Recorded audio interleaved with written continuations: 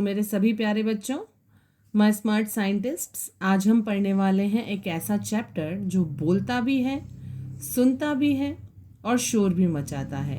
Yes, today's topic is sound. Clap clap. अगर clap की आवाज़ आ रही है मतलब साउंड है।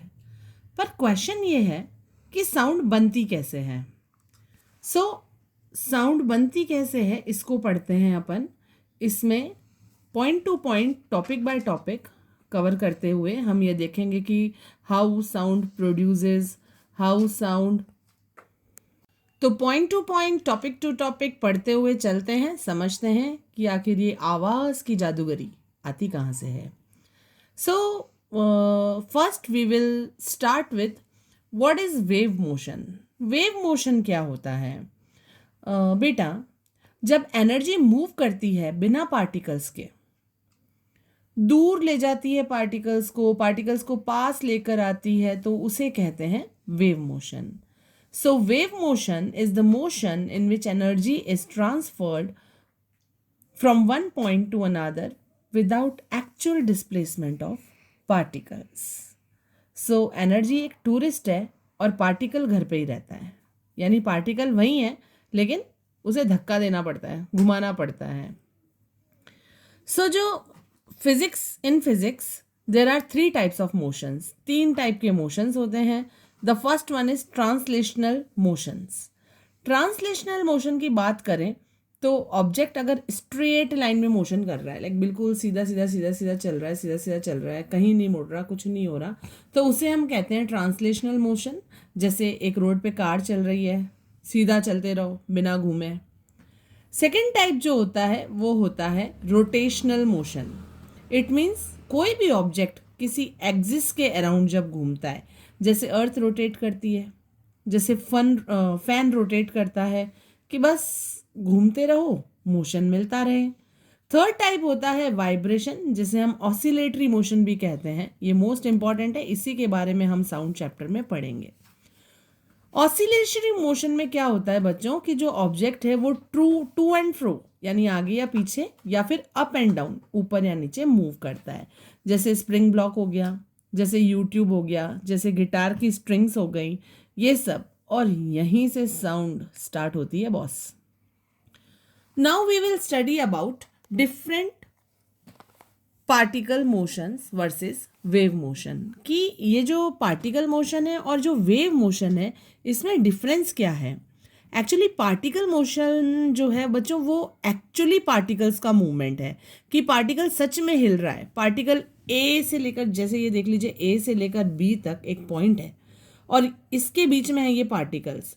एक पार्टिकल्स इसको धक्का देगा, ये इसको धक्का देगा, ये इसको धक्का देगा, ये इसको धक्का देगा, तो जो एक पार्टिकल यहाँ से स्टार्ट हुआ था वो धक्का देते देते देते देते बी तक पहुंच जाएगा। पार्टिकल मोशन में पार्टिकल्स का एक्चुअल मूवमेंट और एक्चुअल डिस्प्लेसमेंट होता है। वहीं अगर बात करें वेव मोशन की, तो वेव मोशन में एक्चुअल डिस्प्लेसमेंट या एक्चुअल मोशन नहीं होता है। इसमें सारे पार्टिकल्स केवल इन्वॉल्व होते हैं, जैसे एक वेव बना देते हैं। हम नहीं, कोई एक्टिविटी में जब हम डांस करते हैं तो टीचर एक ऐसा स्टेप देते हैं जिसमें वेव बनाते हैं अपन, तो होते तो अपन अपनी जगह पे ही खड़े हैं ना, लेकिन लाइन के साथ वेव बनाते हैं। इसमें मास ट्रांसफ़र होता है, पार्टिकल मोशन में मास ट्रांसफ़र होता है, और वेव मोशन में ओनली एनर्जी ट्रांसफ़र होती है। पार्टिकल जिम जाता है और वेव जो होती है वो सिर्फ मैसेज भेजती है। Now we will talk about the other types of wave. We will study about types of wave जो कि डायरेक्शन पर बेस्ड होती हैं। Based on direction, there are many types of waves. In many types of waves, there are 2 main types of wave. That first is transverse and the second versus is longitudinal. The transverse wave जो होती है उसमें जो particles है वो up and down move करते हैं। जो ट्रांसवर्स वेव होती है उसमें पार्टिकल्स जो है वो अप एंड डाउन मूव करते हैं और जो एनर्जी है वो आगे की तरफ जाती है, जैसे पानी में आती हुई लहरें, पानी में आती हुई वेव्स, जैसे लाइट की वेव्स। पार्टिकल डांस करते हैं और एनर्जी भागती रहती है। बात करते हैं लॉन्गिट्यूडनल वेव की, तो इसमें जो पार्टिकल्स होते हैं वो टू एंड फ्रो मोशन करते हैं और एनर्जी जो है वो आगे की तरफ जाती है.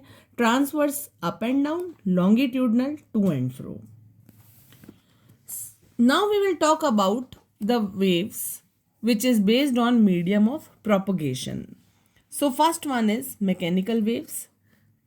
In mechanical waves there is medium required, solid, liquid, gas. और ये जो मैकेनिकल वेव्स होती हैं ये वैक्यूम में ट्रैवल नहीं करती हैं. Example sound. Non mechanical waves की बात करें तो इसमें कोई मीडियम रिक्वायर्ड नहीं होता है, ये वैक्यूम में ट्रैवल करती है. लाइट में और इलेक्ट्रोमैग्नेटिक वेव्स में ट्रैवल करती है. यानी कि लाइट को हवा नहीं चाहिए, स्वैग है ये उसका, वो अपने आप ट्रैवल करती है. Now we will start the another topic that is sound wave, production of sound.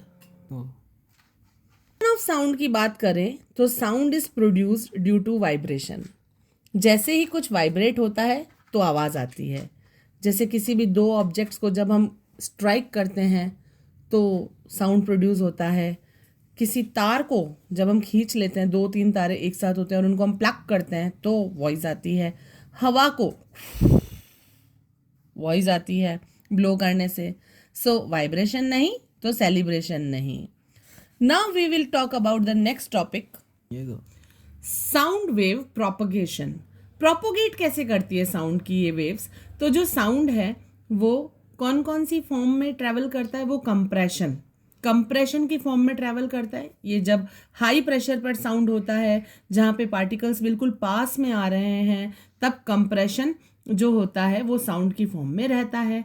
और दूसरा जो पॉइंट होता है वो होता है रेरिफेक्शन. रेरिफेक्शन लो प्रेशर में आता है और ये पार्टिकल्स को दूर ले जाता है, धक्का देता है. सो जो वेव फॉर्म होती है वो कंसिस्ट करती है कंप्रेशन और रेरिफेक्शन दोनों को. कंप्रेशन पार्टी क्राउड है और रेरिफेक्शन एग्जाम के बाद का क्लासरूम है. यानी कि रेरिफेक्शन बिल्कुल खाली होता है और जो कंप्रेशन होता है वो क्राउडेड होता है. जिस तरह से हम देखें कि इस तरह से साउंड वेव को एक ग्राफ पे बताया जाता है. ये जो लाइन है ये डिस्टेंस को शो करती है, ये जो लाइन है ये प्रेशर को शो करती है. ऊपर जहां पर हाई प्रेशर एरिया है वहां कंप्रेशन होता है, जहां पर लो प्रेशर एरिया है वहां रेरिफेक्शन होता है.